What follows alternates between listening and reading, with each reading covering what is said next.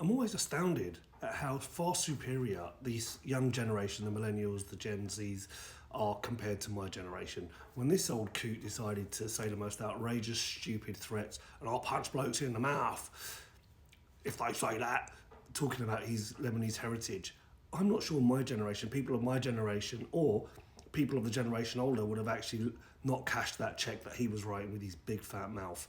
They didn't. They listened to him, or the young journalists listened to him, absorbed it, and then the rest of the youth decided to either snigger, laugh, or ignore this old man. Look, you guys are better than us, faster than us, stronger than us, much more socially aware than us, and all props to you. And never allow my generation to give you some sort of sense that you feel entitled.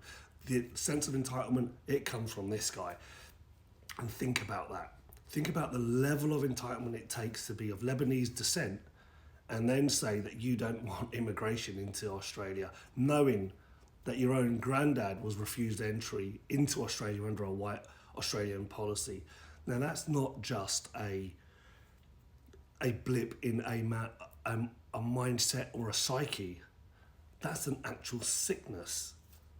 Boris Johnson, the great-grandson of Ali Kamal, a Ottoman minister and journalist, also says the most outrageous things about Muslims, black people, whether he called black people pickaninnies, or he referred to Muslim women wearing the niqab as letterboxes. Now, think about it. Once again, this guy's sense of entitlement and his white adjacentness says that he can now make fun of people who are now living the experience and the prejudice that his own grandfather or great-grandfather had to go through.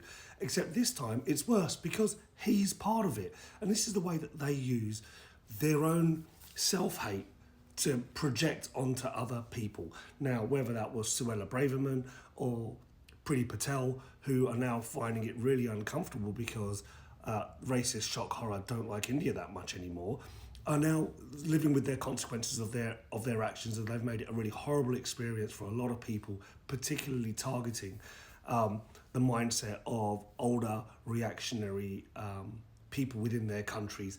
However, once again, as I said, it seems that the young people have, on the whole, not every single one, overcome that and are fighting against that type of bigotry, and they can see through that type of self-hate and that type of projection.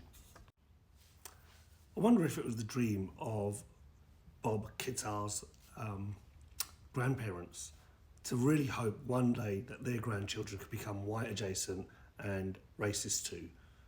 We all dream for that type of assimilation.